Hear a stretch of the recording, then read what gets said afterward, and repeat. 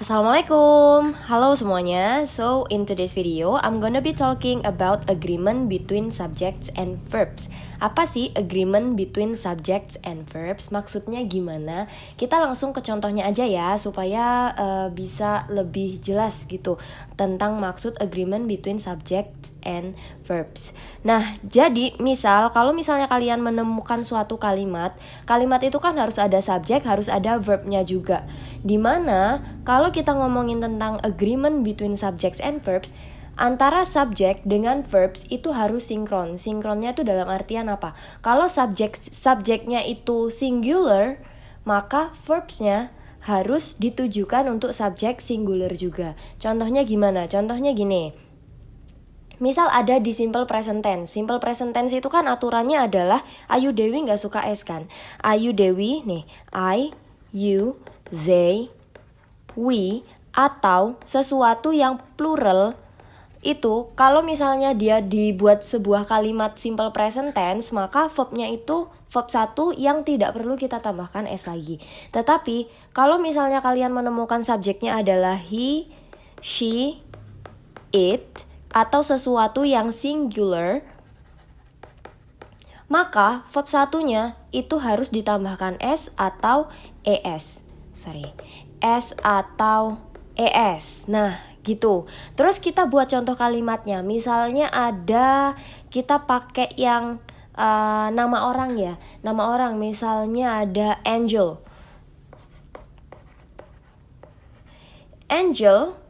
Angel ngapain ya kira-kira? Berjalan ke sekolah. Contohnya, misal saya tuliskan kayak gini, kalian tebak ini benar atau salah. Agreement between subject dan verbnya itu udah betul atau belum? Angel walk to the school. Ayo, ini benar atau salah? Kita telaah dulu yang mana subjeknya dan yang mana verbnya. Kita ikuti aturan yang sudah ada.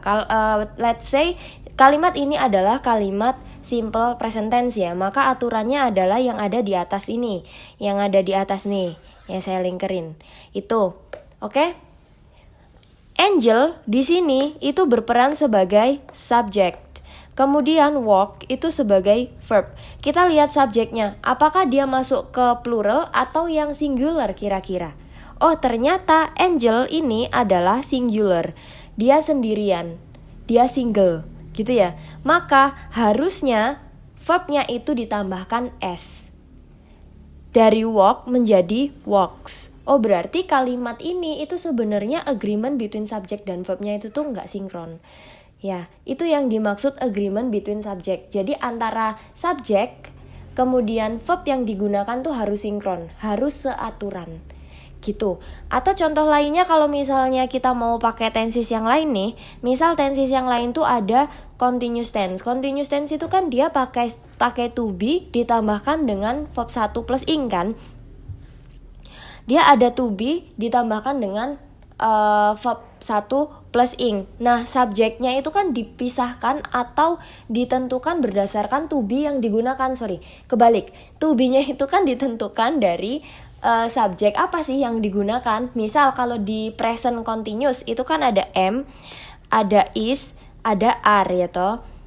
Am itu untuk subjek I, is itu untuk he, she, it, dan juga sesuatu yang single atau singular noun. Nah, kalau yang are itu untuk siapa aja? Are itu untuk you, untuk they, untuk we, dan untuk sesuatu yang plural. Gitu. Kemudian, verbnya itu harus verb ing. Kalau di continuous tense itu verbnya harus selalu verb 1 plus ing. Kalau misal saya buat contohnya kayak gini misal. Ada I am go to school. To school semua ya, tapi nggak apa-apa. I am go to school. Kira-kira bener nggak ya ini agreement between subject dan verbnya? Ternyata salah guys. Walaupun di sini sudah pakai am yang menunjukkan untuk subjek I, dia sudah benar di situ. Tetapi verb yang digunakan itu salah. Salahnya kenapa? Karena dia seharusnya pakai verb 1 plus ing. Gitu. Nah, ini menunjukkan bahwa kalimat ini tuh agreement of the subject between subject and verbnya itu tuh dia nggak sinkron. karena harusnya mengikuti aturan yang ada gitu. Oke, harusnya gimana? Harusnya going. I'm going to school. Aku sedang berangkat ke sekolah. Aku sedang pergi ke sekolah. Gitu guys. Oke. Atau contoh salah lainnya tuh yang kayak mana? Contoh salah lainnya itu kalau misalnya antara subjek dan to be-nya nggak sinkron. Mungkin verbnya sudah benar. Contohnya misalnya gini. You is eating a cake. You is eating a cake. Gitu. Nah, untuk verbnya dia udah bener kan? Verb 1 plus ing. Tapi di sini kok ada di sini subjeknya adalah you, tapi kok to be yang digunakan itu is, seharusnya adalah are. Gitu. Oke? Nah, jadi untuk agreement between subject dan verb itu tuh dia harus sinkron antara subjects dengan verb. Terus gimana kalau misalnya kalian menemukan subjek-subjek yang mana subjeknya itu tuh kayak berasa asing gitu buat kalian, atau subjeknya itu tuh menggunakan distributive pronoun. Distributive pronoun itu kan kemarin udah dijelaskan ya, bahwa distributive pronoun itu tuh selalu berbentuk single. Oh, maka verbnya juga harus ditujukan untuk subjek yang single. Contohnya misalnya ada masing-masing kelas nih, saya buat bahasa Indonesianya biar gampang ya. Kita artikan bareng-bareng. Masing-masing kelas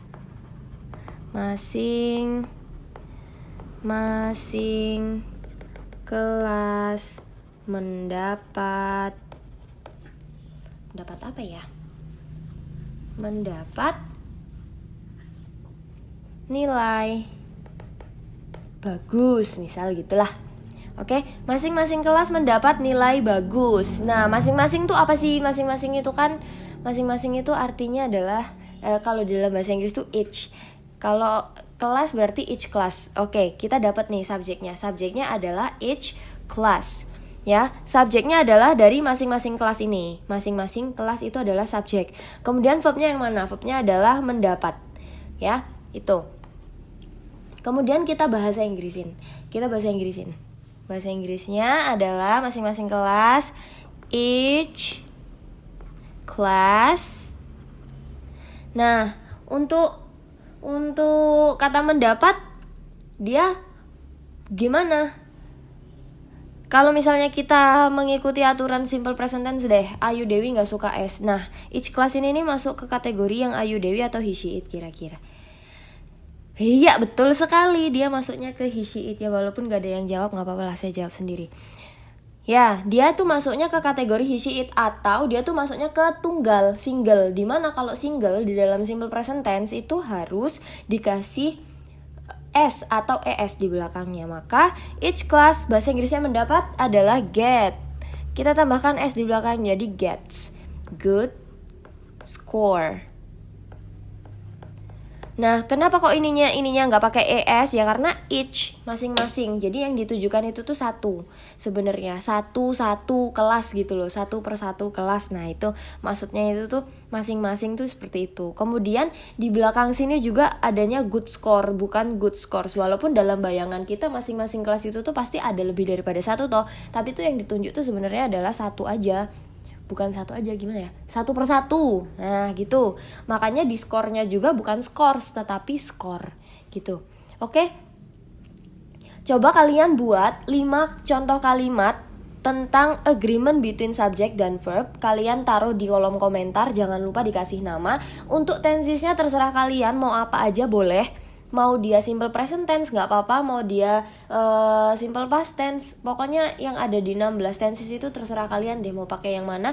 Yang penting antara subjek dengan verbnya dia harus sinkron. Verbnya itu harus memang ditujukan untuk subjeknya gitu loh, maksud gak? Jadi ya seperti apa yang saya jelaskan tadi sebelumnya.